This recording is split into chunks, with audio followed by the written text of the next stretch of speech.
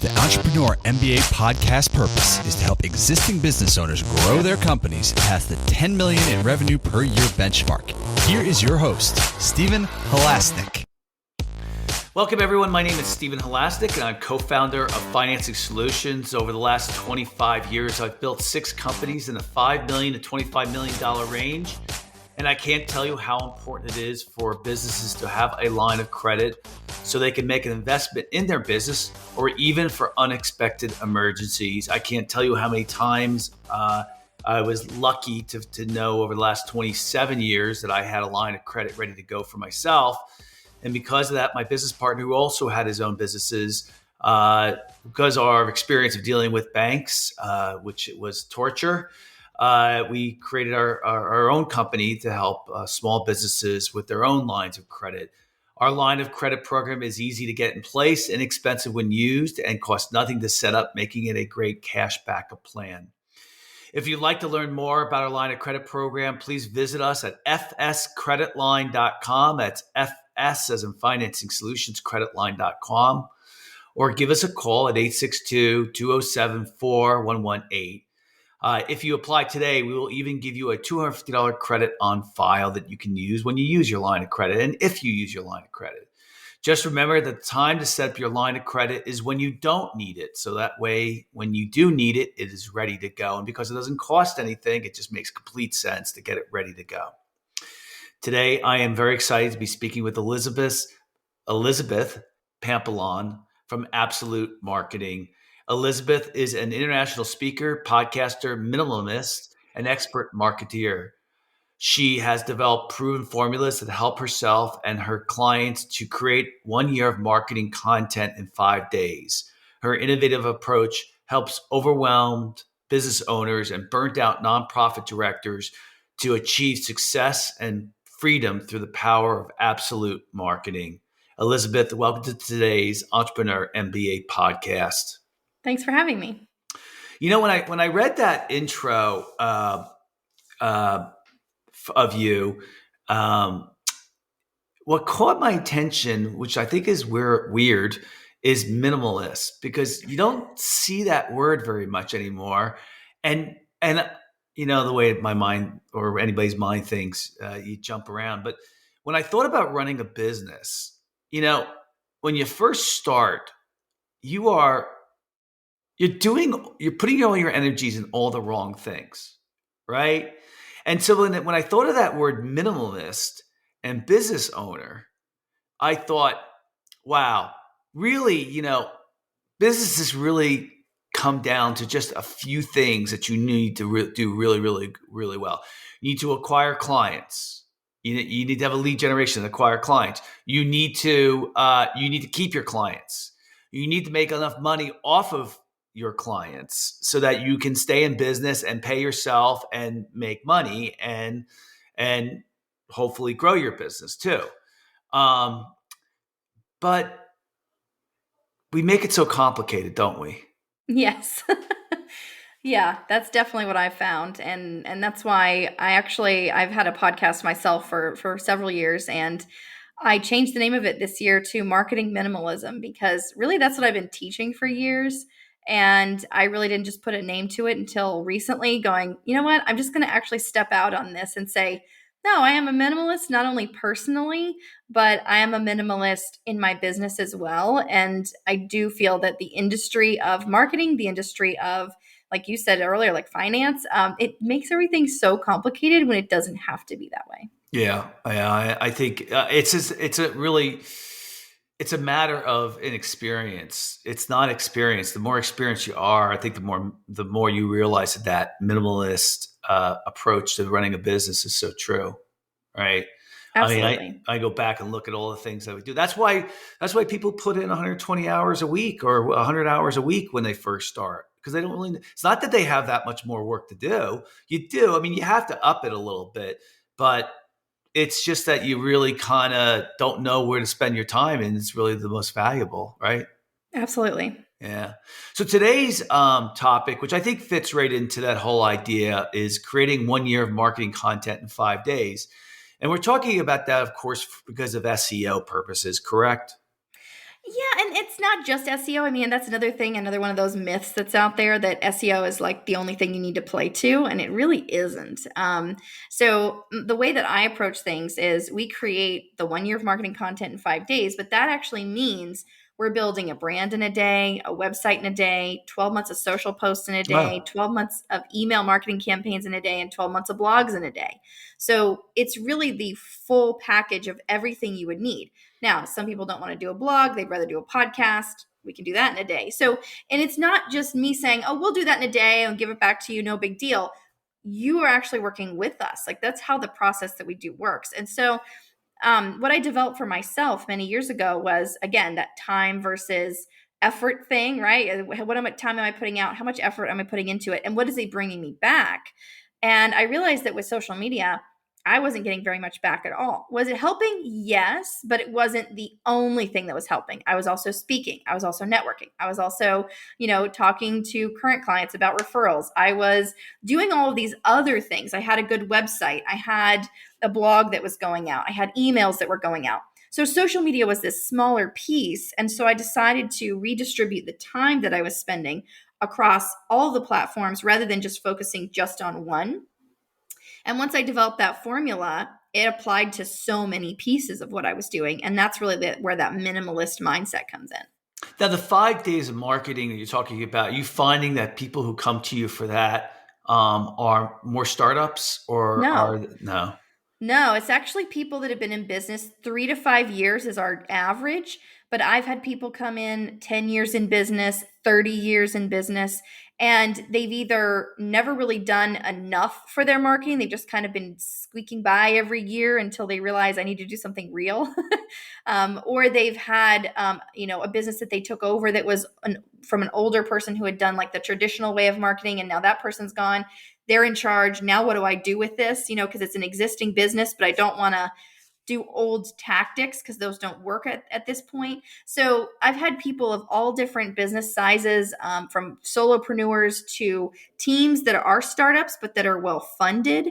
So it's really a huge mix, but it's not just for startups because this process can be done by anybody at any point in the business because everyone needs a year. Who wouldn't like a year of social media, right? Just done in the can, ready to go. Don't have to touch it. Don't have to worry about it. And any business can start that at any point. It's not just a January thing. I've had businesses start in August and they go from August to August, and they've been in business for like 5 or 6 years. And they just needed this social media piece off their shoulders and to streamline that time and get that time back. How do you find that people find out about you? Mostly through the speaking engagements that I do. I speak a Oh, lot. I've actually been on over 200 podcasts as a guest, and I've done over 100 episodes of my own podcast. And so I speak, whether it's a podcast that I'm on, someone else's podcast, my own, or I just do speaking engagements. I do a lot of summits. I did a lot of virtual summits during 2020, but in 21 and even this year, doing a lot of in-person speaking. I feel like that's coming back and people are really hungry for that. So that's really where I get a lot of my clients. to go back, I was doing the podcasts where I was going on people's podcasts. I was doing it. I was not regularly, but once in a while, and I was just doing it because I enjoyed it, not because I really thought it generated any business. Now I do two podcasts of my own, and we've had a total of over almost 200 episodes now. So that's a little bit different, but I think it makes sense for me to kind of get back out there and kind of do the podcast. So I get asked, and I just kind of don't follow through on it. So uh, the so let's dive into. You kind of really set the formula already of how you're kind of doing it. When you're doing a website in one day, Mhm. what are you using for something like that? So there's a couple different products, but typically what we're doing is doing an 8-hour process with the client. So they're actually sitting there with us. And I might have one or myself or one team member involved. And then we basically sit down and we go through and say, what needs to be on the website? What has your website looked in the past? Do we need to add anything new? Is there any functionality that you're missing that was not on your previous website?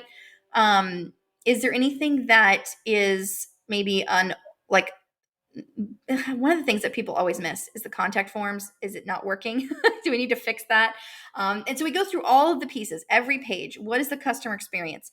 And then we take that, and that's the first 2 hours of our day. And then we just start making pages. We start implementing. I've done it with WordPress. I've done it with Squarespace. I've done it with, just Webflow, a bunch of different ones. There are some that are better than others for certain clients. So we really try to focus in on that.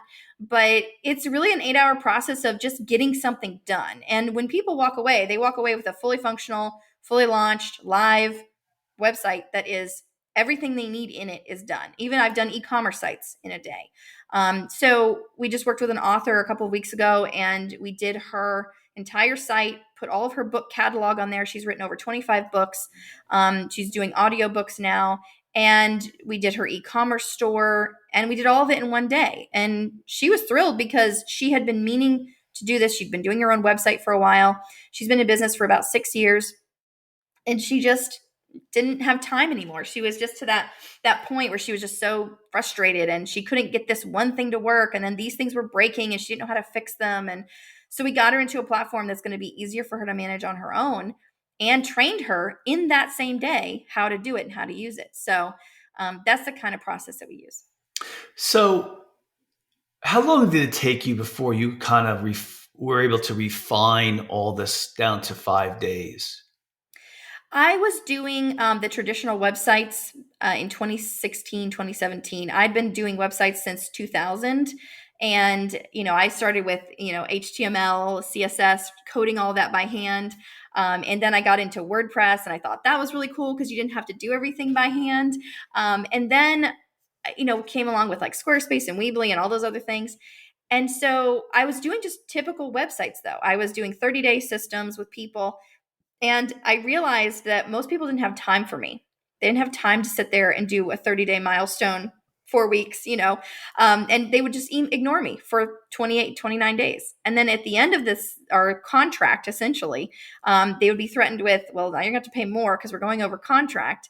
And then they would say, okay. And they would flood my inbox with everything they could think of that I had asked for over the 4 weeks. And then I would literally cancel everything on my day. Whatever I was doing, I would cancel everything. And because of the obligation I felt to the client, even though they kind of tripped me up and didn't send me the stuff in time, I would sit there and build an entire website in one day. And I would go back and forth on the phone with them, and I would email them. And then I would say, okay, can we do a screen share? I need to show you this. And can you go look at the site and go check out this page? And it was just this really annoying, really frustrating, and so, I don't know, so anxious process. Like I had so much anxiety for the whole 30 days. And then I would have this really, really anxious day. And at the end, they'd be like, wow, that was great. You got it all done. And I felt like I was the punching bag there. Like I was the one that was getting all the heat. And they were just swooping in at the last minute and having fun. And so I decided, well, what if I could just sit with that person for one whole day and just be done with it? Literally say, just this is it. And so I took my price, which I had to do a high price because I could only take so many clients a month. And, I had this whole process. I took my price, I cut it in half, and I said, I will do your website in one day. And I had a client call me. She said, a new client, and she said, I need this. This is perfect for me. And she said, but I also need a brand, and I also need social media. And I didn't really offer that. I literally, when I said I'm doing one day, I took everything off my website and said, that's all I do, websites in a day. And I had no idea if it was going to work, but I knew that I had done it before, right? I'd done it with these clients that were really last minute. And I said, great, we'll do your website. We'll do this brand. I've built brands before, not in a day, but I'm sure I could figure it out. And then I said, and we'll do 6 months of social media in a day. And once I started doing 6 months in a day, I started realizing we could get so much more done if we had a little tighter process. And so after that first client that did those 3 days, I started realizing there was so much that could be done that way. And then I read Profit First. I learned about Parkinson's Law. And I just decided that I could really refine these processes. So with each client that booked, each time it got better and better and better. And so now at this point, 5 years in, 6 years in, we're pretty much running at a capacity of, it's the tightest that it's ever going to be, really. It's the process and the formula is so refined at this point. And I teach other people to do this too. I've taught other marketing managers. I've taught people who are in companies doing marketing. I've taught them how to do these processes. for their business owners they're working for. So it's really a teachable and easy process. What do you think? Like I'm now paying a designer $15,000 to redo my website. My website is not that it's well, it's almost 2,000 pages, but that's Mm-hmm. it's a lot of blogs. But so, what do you think the difference is? And I'm not asking you for your price, but what do you think? I know it's going to be half at least of what I'm paying. Um, and when I spoke to my SEO company that I work with too, my consultant, he kind of agreed that 10,000 to 15,000 for what the designer was going to do was going to be acceptable, right? And so, what do you think you get for 15,000 that you don't get for your 5-day marketing process? Since you've done both, it's, by the way, I'm in Mm-hmm. WordPress, but they're Yeah. actually I'm in WordPress now, but we're redesigning the website so that the front end and the back end are much more separate, so that I can upgrade it more consistently every 2 to 3 years and not have this big huge rewrite. What do you think the difference is between doing the website in a day versus a big $15,000 project? Well, since I've done both, I would say I would ask a clarifying question: does your site have a membership aspect? Has an application forms a big part of its application and forms, but it's done through a plugin. Yeah. So what I do is a little bit different, only because I'm looking more at functionality. I'm usually getting people sites who don't function at all. Or someone who says, I like the way it looks, but I don't get anything out of it. Yeah. So I'm really taking that aspect. I'm really beefing up that functionality piece. For what you're doing right now, as doing a redesign, separating those things, you're really getting into a much more technical space that I used to program in Access. So I know about it and I know how to do it. It's just not where I would recommend some people to go. So it really Mhm. depends on the situation. I feel like, I did charge 10,000 for a membership site that I did one time, and it was a lot of work. And it was a lot of wasted time. I will say that. And now I do a membership site in a day, because I realized that the project scope and the amount of time really could be more minimalistic, and we've gotten that down into a day. And so every time I hear someone spending even $3,000 or $5,000 or 10, 15 on projects like that, I want to look at that scope and say, why are we doing this? Why is this needed? Because a lot of times, sometimes it's just for the sake of having it, which is, I mean, if you want to have it, that's okay. But at the same time, is it serving you the same as if, for the money you're putting into it? And so, same thing with like Facebook ads. Right now, Facebook is so saturated, and that market with ads is very, very hard to utilize correctly. And there's only a few people, I feel like, in the entire country that know how to do that. And so, if you're putting all this money into it, what are you actually getting out of it? And are you willing to lose that money? And so, with anything technical, because you're going to have to redo it in 3 to 5 years anyway, like you said, is it worth that actual amount of money? So, for example, I had a client who was going into Squarespace, and they went into it and it was 7.0, I think. And the next year, 7.1 came out. And you had to literally redo your entire site to get into 7.1. And they said to me, well, now what do I do? I've rebuilt my site. What, I just did it. And I said, then wait, there's no point in having the newest, the fanciest, the latest, because that's not going to serve you. It's not going to do anything different than what you have now. But now, if they had said, okay, I'm in 5.0 and 7.1 just came out, wow, the functionality is so different. Do I need to do this? Well, yeah, because you're missing these things that are going to actually help your business and help your bottom line, right? Yeah, yeah. So it's really about that. And when it's just for the sake of, well, we need to upgrade, or, well, this might help us in the future. Honestly, for me, I don't know what's going to happen in 3 to 5 years. I don't know if I'm going to still be using the same processes or platforms that I'm using right now in 3 to 5 years. So how would I know to say, well, let's separate these pieces and it'll be easier next time? I wouldn't even recommend that, because for me, I'm looking at this from 2-year process rather than, and then maybe in 2 years we'll say, yeah, we got one more year on our site. Let's start looking for what's the next phase. But most people even outgrow their sites in 2 years because they've grown their business. So I just kind of look at it as, what can we do that's going to be that minimalistic approach that's going to get us from A to B without really giving us a hindrance on maybe our plan C, which is we could take this money now and save it and do for our plan C, which is our third phase or whatever. So I really just look at what people are doing, what's their process in their business. And one of the things that I do with my days is the reason I like spending a whole day with somebody is because I get to coach them through all these things. And I get to sit with someone who's saying, well, this is my process now. I had a client that was doing something for her events, and she was doing these weekly events, and she had these things laid out for marketing it. And it was great. And I said, okay, well, let's automate this and this and this. And then she said, oh, well, this is fine. We can automate those things, but we can't really automate this last one because it just has to be done in person. And I said, well, why? And she goes, because we have to. And I just kept asking her why until she finally realized, oh, wait, we could automate that. Yeah. And so it's just one of those things, you don't know what you don't know until someone is there to kind of look in from the outside and go, wait a minute, we're washing the inside of the windows, but we're never washing the outside of the windows? That doesn't make sense. And they go, but we have to clean the inside. Oh, but we can't see out if we don't clean the outside. Oh, okay, now it makes sense, right? Yeah, I mean, like with the web, like when we first went with our first website, which was first redesign, which was 5-6 years ago, we just, that was when WordPress came out with templates, where you could just, which to me made complete sense, where you could take an existing template, which for $100, and then you can just, use that template and put your information kind of in it, so to speak.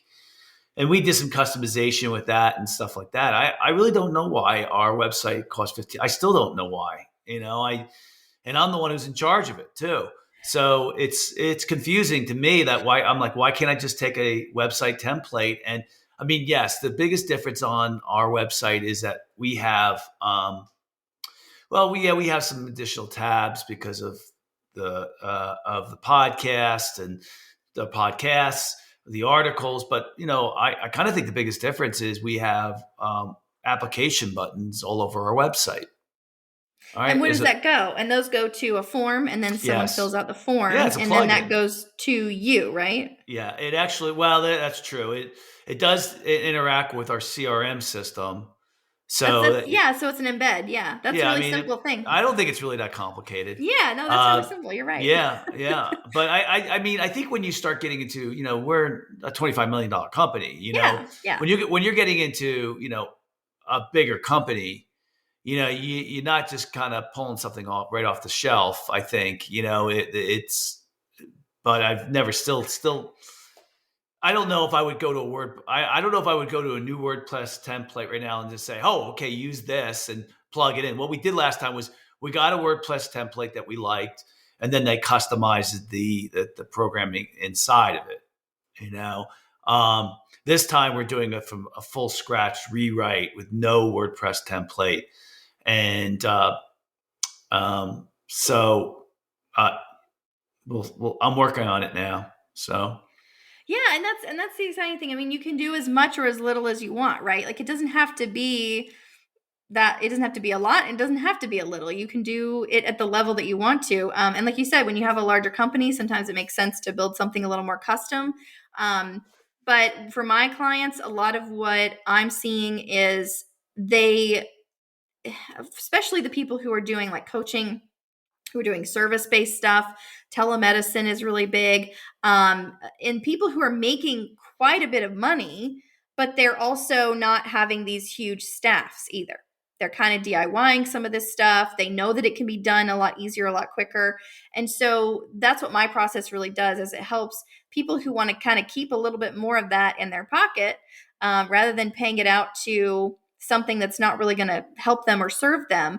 And they can actually get some of these things done and move forward and still feel like they're being marketed, right? So they're not feeling like they're just dropping the ball and letting it go. And I got to do that, but it's done. And they've accomplished it in one day. And we do have a flat day rate, by the way. So it's not even anywhere near what you were mentioning. Yeah. No, I figured. Yeah. Well, I kind of think what you're talking about is something that's good for a smaller business. So, like let's say a revenue that's under 3 million, $5 million. Like and something that's not as complicated. Like I can see with an author, definitely. A coach, a single person type of business. I can kind of see it. Are you Because we've built finding? intranets too, so that's another thing we've Oh, done. Which really in interesting. the day, like the intranet for like the back end for the team to use. So that's Yeah, another good application for it too. yeah, I get it. It makes complete sense to me. Are you finding that clients are asking you to actually write not just maybe you, but someone on your staff or you're outsourcing it, actually write the content too, like write articles and stuff like that? No, actually, the way that we do the blogs, that you're actually writing them on the day, and then we copy edit them on the day. Gotcha. So we're really trying to get people to talk about the stuff, because a lot of people say, oh, well, I don't know what I'm going to write about in 6 months. I don't know what's going to be trending. I don't know what I'm going to need to say in 6 months. And yeah, that's true. But what we want to do is get off your plate some of the things that you should be saying all the time. Because usually in our businesses, there are some things that just don't change. There are some truths, some principles in every industry, in every business, that are the same since the beginning of the industry.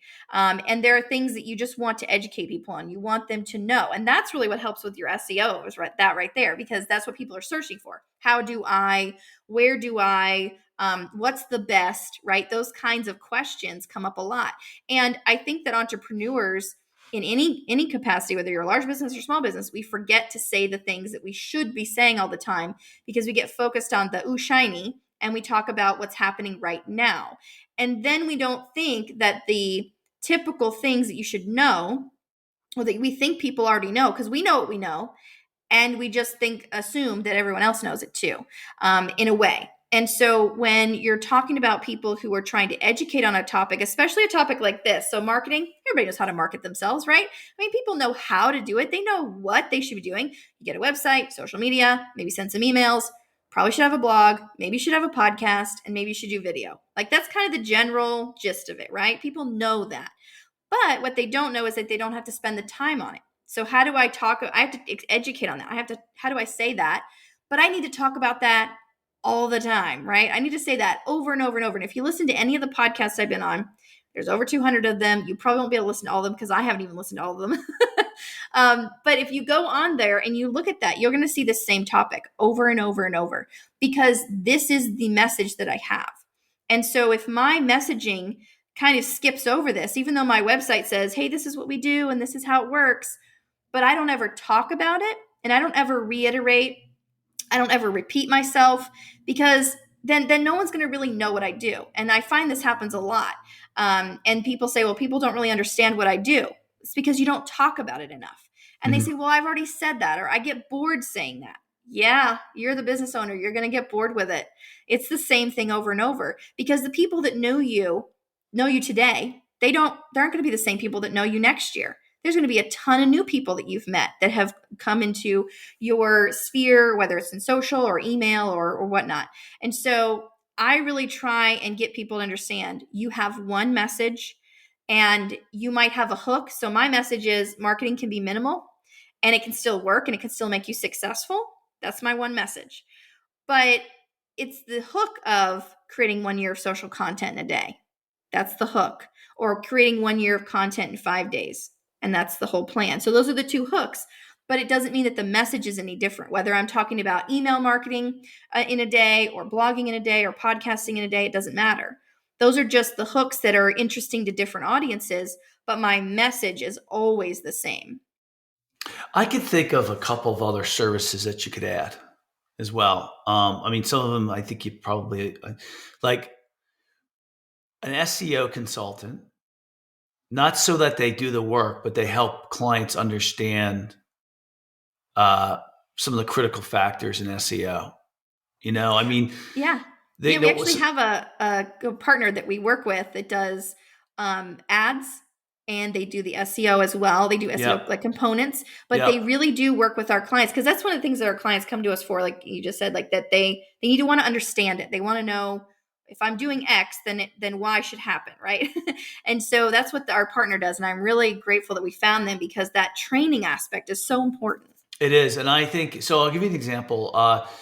So when COVID hit, I think that was around the time frame we were switching. I was switching from one SEO company to another, and the SEO company actually fired me.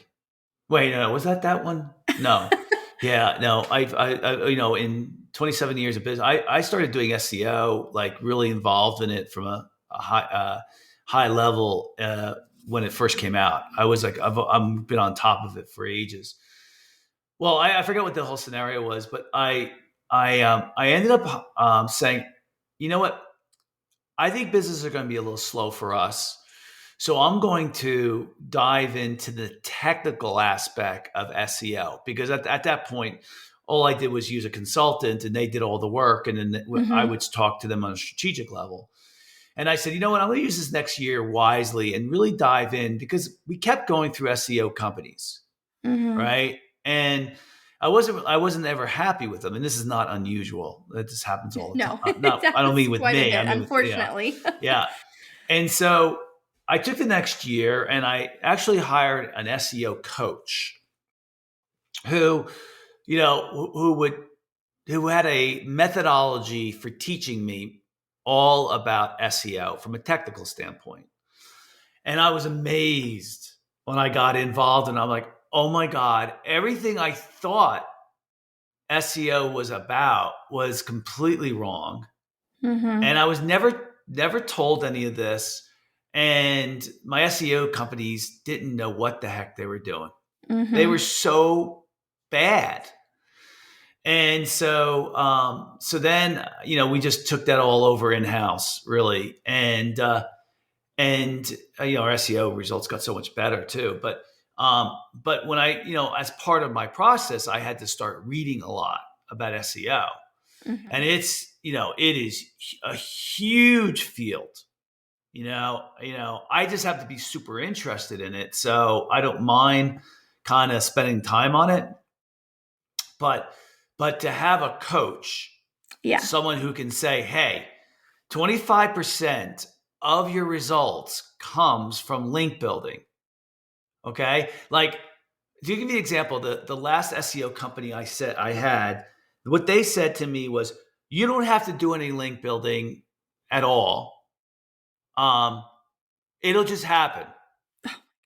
Right. And when I got involved, I'm like, that is so full of crap. Yeah. And so, I think find having this it, happens a lot. It yeah, I happens know, so having much. it, and the reason why she said that was because it's really hard. It's really hard to do link building.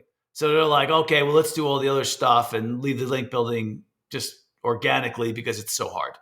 And it can be really expensive, and we'll just blow the budget out of the clients when they hear how much it's going to be. So I'm thinking back at that minimalist approach, and SEO is a part of that. SEM, which is, like you said, search engine marketing from ads, social media, more like how to increase your social media presence, like more consultative type of stuff than actually, I think you're doing the nuts and bolts of really kind of getting this stuff out there. But what's the next level? And I can think the next level is more strategic, with people who are really experts at that field, who are willing to bill out at an hourly basis instead of taking on the project. Yeah, something to think about for sure. Yeah, for sure. Yeah. I mean, do you get calls like that, you think? A lot of our days are strategic, so we do everything together, and a lot of people want that from us. So that's why we've kind of stuck with it. The first half of our day is strategic, and we also offer what's called an a la carte day, which is where somebody who doesn't want the implementation piece, but they come to us for that strategic piece, kind of like that hourly rate you're talking about. so we have something like that, and I feel like it's been working for us so far. And I do a lot of that strategy. You So, do. when Yeah, you talk yeah. about increasing social media, when you talk about doing SEM, doing SEO, and having all those pieces going, working together, not just the implementation piece. That's really what the first part of each of the days is about, because a lot of people spend too much time on the strategic part, and then they don't actually get to the implementation. Yeah. Well, And we've yeah. had clients that they have their own team, in house, and they'll say, let me sit down with you. Let's do the strategic part. And so in one day, we'll get 4 strategic pieces in. So they'll essentially do 4 days in one, but then they'll send that information to their VAs, to their in-house team, and say, here's the process, go do it. And they can, but because we've already done the strategy. So that's another thing that we've done. It's just not it's one of those more niche things that we do, that not everybody needs or asks us for. So we do that on an a la carte basis when we're Yeah, I asked. think what made me think of it was like you have like this menu, Yeah. and Mm-hmm. and being able to someone to look at that menu for any part of their business and just check off, oh, I need this. Like another thing I thought of is, you know, I don't think people would jump to this, but if they were educated, I think they will, like KPIs, right? Mm-hmm. A KPI consultant. I mean, the biggest mistake that people make in marketing, in my opinion, is they don't measure, and Yep. you got to Mm-hmm. measure it, because like right now we just jumped to SEO and SEM, right? And we talked a little bit social media, but there are a lot of other marketing methods out there. There's still Mm-hmm. direct mail, there's email marketing, there's just a whole bunch of other. There's trade publications still out there. Mm-hmm. There's all this different stuff, and And that's really that crux of that, is that it's about diversification, because when you put all your time into just social media or just SEO or just one thing, that's when all those other things get neglected, and then you wonder why your marketing, quote unquote, isn't working, yeah, because you're not spreading that around and you're not actually looking for those leads in other sources. You're kind of focusing all on one. It's like having 5 kids and going, okay, this one's got to be a doctor. The rest of them can do whatever they want, but this one has to be a doctor. yeah. And maybe that kid's just not really good at, the sciencey things, but he's really good at baking or something. I don't know. And so then you're like really disappointed that it just didn't work out, but that's what we do with social media. We make it this like big, big thing, or SEO, or social, or, the ads. SEM is a huge thing. Ads is just one of those things that people think they have to do. Otherwise, no, their business isn't going to work. And it's just not true. And so that's why I find that the diversification, like you're saying, trade publications, whenever I can get someone to do something that's out of the quote unquote norm today, that's what I'm going to put them towards. I'm going to focus them towards that. Yes, we're going to do some social. Yes, we're going to do some email. A lot of people ignore email, and it's actually one of the highest grossing pieces for leads. And so I try to get people to spread a little bit of a time in each one. And then let's find that weird random thing that we can throw in here, that maybe, all the authors are podcasting. Let's find out what authors aren't doing and put you there as an author. Or all the coaches are doing this. Let's find out where the coaches aren't and stick you in there. Because I have a coach that actually works with a bunch of lawyers, and he brings in coaches to a lawyers group. He didn't start a coaches group, he started a lawyers group. Wow. So, just kind of some different things like that, and having that out of the box thinking that says, where are all my peers and how do I go the other direction so that I can find leads that they're not even trying to go after. I have a good lead for you. My business partner's nephew, his SEO company specializes in lawyers, Oh, and awesome. they do lawyers and accountants, and Yeah. they're really good. They're really really good. That's what they do, and it's called Nine Sale, the letter Nine Sale, and I definitely see how that could help, Yeah. Yeah. that in Absolutely. Thank you for person. that. Yeah, yeah. Good. Well, it's really good stuff. That's kind of all the time we have for today. But I really like what you're doing. I think it makes complete sense. Uh, I think it makes complete sense to kind of have someone like you to strategize with too. So I'd like to thank so very much Elizabeth Pampalone from Absolute Marketing for coming on today's podcast. If you like today's podcast, please feel free to share it with a friend, and also subscribe on your favorite podcasting app. And also, if you like today's podcast, please give us a review. as long as it's 5-star. All my reviews have been 5 stars. I don't want to ruin that. And if it's not, if you didn't like something about it, which I doubt you didn't, call me and tell me about it. But if you're looking for a line of credit for your business, you can call us at 862-207-4118 or visit our website at fscreditline.com. Again, that's FS as in Financing Solutions, creditline.com. Elizabeth, if anyone wants to get in touch with you, how would they go about doing that? They can go to my website at getabsolutemarketing.com, or they can visit our podcast at marketingminimalism.com. Good stuff. And if our listeners are interested, I tweet daily, almost daily, about really good business ideas. And I tweet at Halasnik, Halasnik, which of course is my name. And all of those of you out there, summer is coming around the corner. It's a good time for all of us to revisit tons of things in our lives. And maybe one of them is to revisit working with Elizabeth. I think it's always good to have someone like her in your corner, and give her a call, and I'm sure she'll talk to you for free. And yes. then see if there's some type of synergy there. So everybody, have a fantastic day. Get out there and enjoy the roses when they come out. And we'll talk to you at the next episode of the Entrepreneur MBA podcast.